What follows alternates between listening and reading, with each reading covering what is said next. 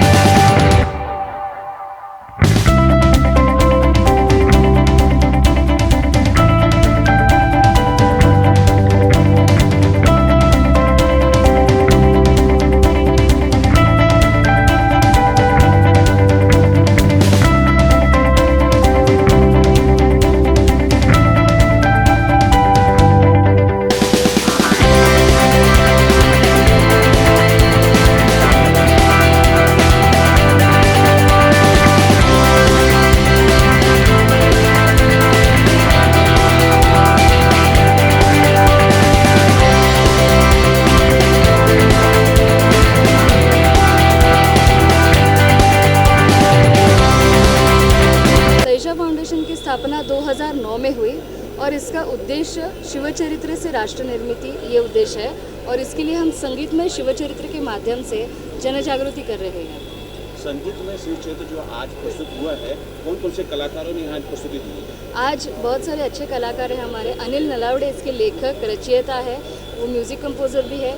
साथ ही में अभिषेक नलावड़े, केतन पटवर्धन, दीप्ति आंबेकर, ऋषिकेश पाटिल, गणेश केरकर जिन्होंने कोरियोग्राफी की है, ओमकार कंगराड़कर इन्होंने वेपनरी डेमोन्स्ट्रेशन जो शस्त्रास्त्र का डेमोन्स्ट्रेशन है वो उन्होंने किया है। और ऐसे 25 कलाकारों के सहायता से ये पूरा शिवचरित्र सादर होता है। मैं उसका शिवचरित्र कथन स्टेज पे लाइव करती हूँ। ये भी जानना चाहेंगे कि जैसा मैं सुन रहा था, जैसा मैं समझ रहा था कि छत्रपति शिवाजी महाराज को अंतर्राष्ट्रीय लीडर मानना चाहिए और ये अगर लोग माने इसके लिए क्या क्या कुछ करना चाहिए और कैसे लोगों में जन जागरण फैले, इस बारे में। छत्रपति शिवाजी महाराज सही मात्रा में ग्लोबल लीडर है, बिकॉज उन्होंने सिर्फ मुग़ल शाही, निज़ाम शाही, आदिल शाही से मुकाबला नहीं किया, तो इंग्लिश, डच, फ्रेंच, पोर्तुगीज़ सबसे मुकाबला किया और एक पीढ़ी को उन्होंने खुद से सराहा है, उन्होंने खुद से तैयार किया है।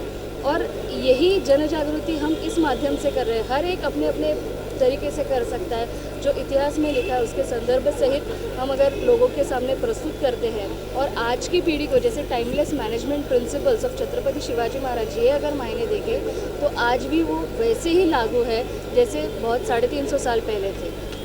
ये भी जानना चाहेंगे, शिवाजी महाराज बहुत अच्छा मैनेजमेंट करते थे। जैसे कि हमने देखा है कि जब पूरा समाज बिखरा हुआ था और शिवाजी महाराज ने सभी को एकत्रित किया है, तो कितना कुछ प्रभाव देता है नए पीढ़ियों को?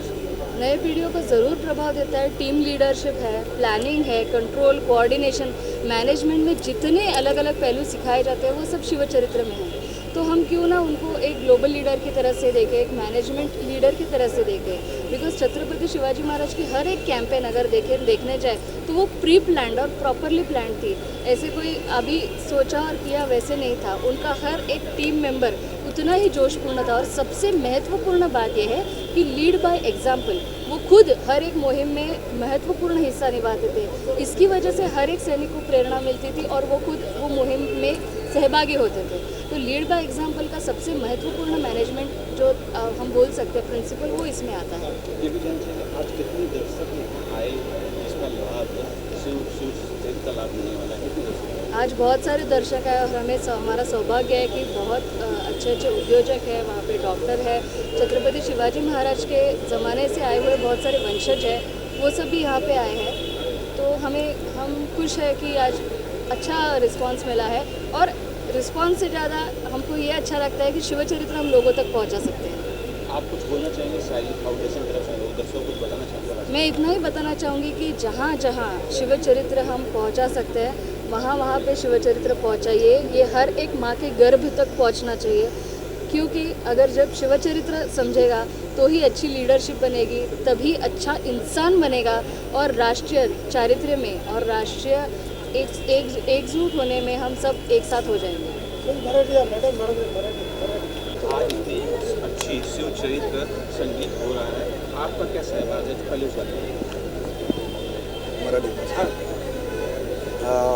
संगीत शिवस्वराज्य गाथा हा कार्यक्रम गेले 11 वर्ष चालू आहे, पण त्याची तयारी किंवा ही गाणी ज्या पद्धतीने मी लिहिली आणि त्याचं चालबद्ध केलं, हे सगळं सह्याद्री हा जो इथे शिवाजी महाराजांनी स्वराज्य स्थापन केलं तिकडेच या ट्रेकिंगच्या माध्यमातून हे सगळं मला अनुभवायला मिळालं आणि त्यातून एक एक एक एक गाणं निर्माण झालं. कधीतरी केव्हा तरी आणि कुठेतरी वाटायचं की कुठेतरी हे संगीताच्या माध्यमातून आजच्या जनरेशनपर्यंत हे जाणं गरजेचं आहे, कारण वाचनाची आवड ही आजच्या जनरेशनला किती आहे, पण जर संगीताच्या माध्यमातून जर त्यांचं आवडतं माध्यम हे संगीत आहे आणि संगीताच्या माध्यमातून जर शिवचरित्र आजच्या जनरेशनपर्यंत जातं आहे तर मला वाटतं आपला सुवर्ण इतिहास ज्याची खरोखर आपल्या राष्ट्राला गरज आहे आणि त्या राष्ट्रनिर्मितीच्या निमित्ताने किंवा राष्ट्रीय चारित्र्य निर्माण करण्याच्या उद्देशाने रामायण आणि महाभारत याबरोबरच शिवचरित्र ही तेवढंच महत्त्वाचं आहे असं हे माझं पहिल्यापासूनचं मत होतं. आणि म्हणून जेव्हा जेव्हा मी शिवचरित्र वाचलं तेव्हा शिवचरित्रातलं प्रत्येक कॅरेक्टर किंवा शिवचरित्रातला प्रत्येक योद्धा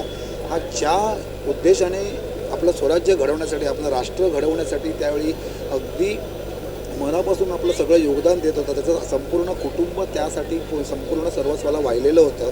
आणि अशा योद्ध्यांनी जेव्हा छत्रपती शिवाजी महाराजांना ते स्वराज्य घडवण्यासाठी साथ दिली, अगदी प्रामाणिक साथ दिली, तेव्हा कुठेतरी याच मातीतल्या ह्या जनतेमधून या मातीमध्ये जन्माला आलेल्या सगळ्या एकत्र रयतेने मिळून हे स्वराज्य निर्माण केलं.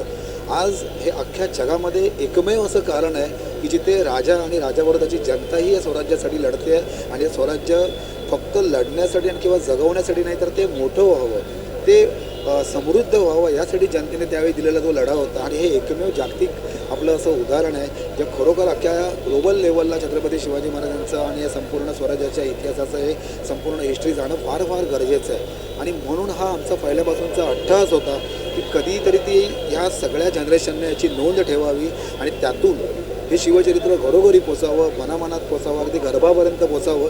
आणि खरंच संगीत शिवस्वराज्याच्या माध्यमातून 42 गाणे आम्ही जे सादर करतो, प्रत्येक विषय साजरा करतो, तो लोकांना व्यवस्थित आवडतो आहे, त्यांना आम्हाला ॲप्रिसिएशन मिळतं आहे.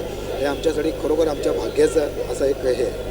ये इतना सुंदर वर्णगीत गाने में सुने, बहुत सुंदर है और बहुत अच्छा लगा. कितने साल लगे सर ये सब रिसर्च करने में? कुल कितने गाने थे टोटल अब तक इसमें 42 सॉन्ग्स है, 42 सॉन्ग है. और इस गानों को मतलब ऐसे डिसाइड करके मतलब कभी लिखा नहीं गया. इसकी जो चाल है वो भी कभी मतलब ये नहीं हुआ जिस तरह से वो मतलब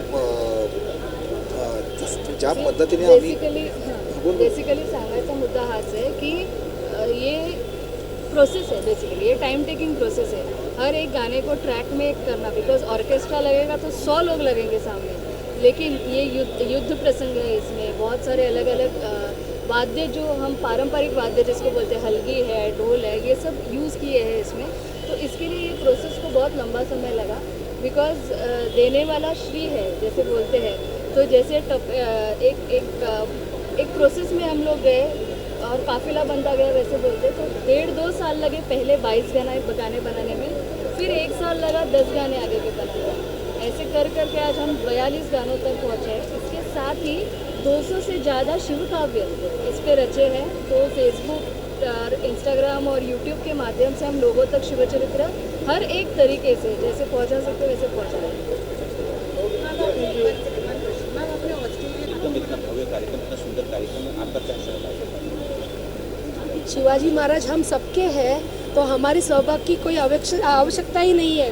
अगर हम हैं तो हम ही ये इतिहास आगे लेके जा सकते हैं. मुझे ये हमेशा लगता है कि मैं ही नहीं, इस प्रोग्राम का शिवाजी महाराज के पूरे इतिहास के सब गवाह होने चाहिए. शिवाजी महाराज हर एक के दिल में बसे हैं, लेकिन हम महाराष्ट्रियन लोग हैं तो हम उनको हमारे भगवान मानते हैं. तो जैसे पद्मश्री मैम बोलती है कि वो ग्लोबली वो पूरे जहाँ के राजा हैं, उनको देख के आज फॉरेनर्स उनका इतिहास सबको बताते हैं। बहुत मुझे बुरा लगता है कि हमारे लोगों को बताना पड़ता है। बाकी महाराणा प्रताप बोला जाता है, लेकिन शिवाजी महाराज को शिवाजी कहा जाता है। हमारे राजा हैं तो उनको राजा का स्थान बहुत प्रेम से, प्यार से, आदर से उनका नाम लेना चाहिए, ऐसा मुझे लगता है।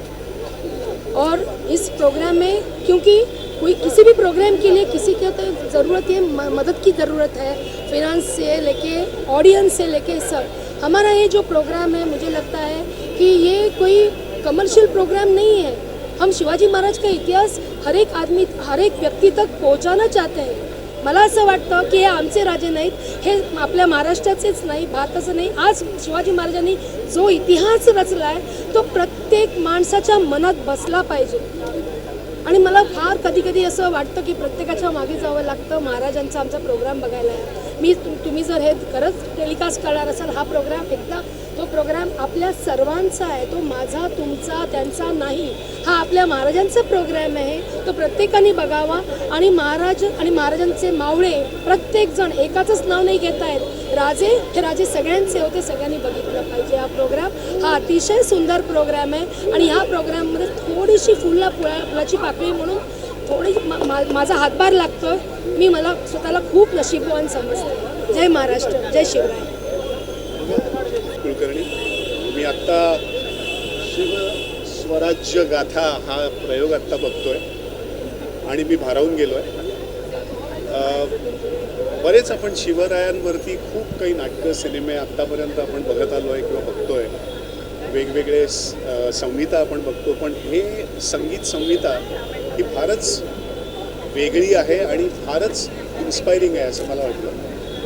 एकतर मुळात ह्याच्यामध्ये सगळे ज्यांनी ही सुरू केली, म्हणजे ज्यांनी अनिल नलावडे ज्यांनी ही लिहिली आणि पद्मश्री राव यांनी दिग्दर्शित केली, या दोघांनी कुठेतरी मला असं वाटतं त्यांच्या आतून आलेला आवाज त्याला त्यांनी एक स्वरूप दिलं आहे आणि त्याचा हा प्रयोग झाला असं मला वाटतं।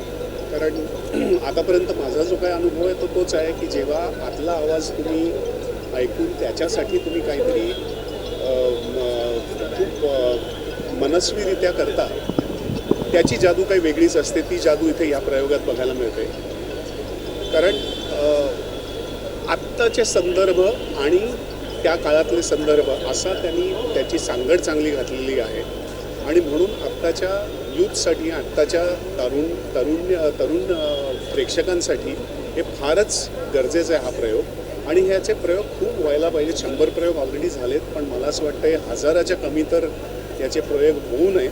आणि मला असं वाटतं प्रेक्षकांनीच हे नाटक, ही कलाकृती डोक्यावर घ्यावी आणि त्याचे 1000पेक्षा वरती जास्त प्रयोग व्हावेत असं मी त्यांना आवाहन करतो।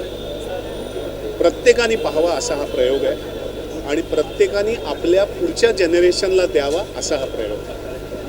धन्यवाद।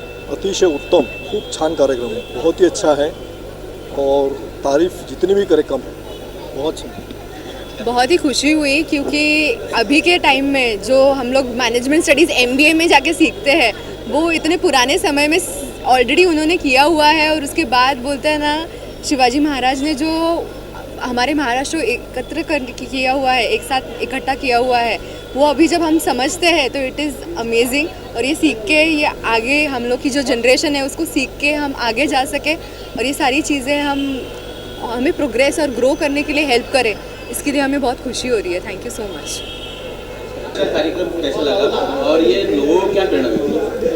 ये प्रोग्राम जो है ना सबसे बढ़िया है और छत्रपति शिवाजी महाराज का पुराना जो है वो दिखाने की कोशिश की है। यंग पीढ़ी को जो मैसेज देना है वो सबसे टॉप मैसेज दिया है और इस program is very nice, very nice. आज के कार्यक्रम के बारे में और ये लोगों को कितना प्रेरणा देगी? आज का कार्यक्रम जैसे ऐसे है ना कि इतिहास की जैसे पुनरावृत्ति हो रही है, दिखा रहे हैं कि इतिहास पूरा खड़ा कर रहे हैं सामने अपने, और उसमें से वो जो म्यूज़िक है बैकग्राउंड में जो सब कुछ दिखा रहे हैं, तो आज की जो यंग जनरेशन है उनको बहुत प्रेरणा मिलेगी। अगर इनके साथ ही ये लोग ऐसे कुछ लोगों को लेके जाएंगे साथ में गढ़ किले दिखाने के लिए, तो उसका असर भी बहुत अच्छा हो जाएगा। बहुत बढ़िया है, बहुत ही बढ़िया।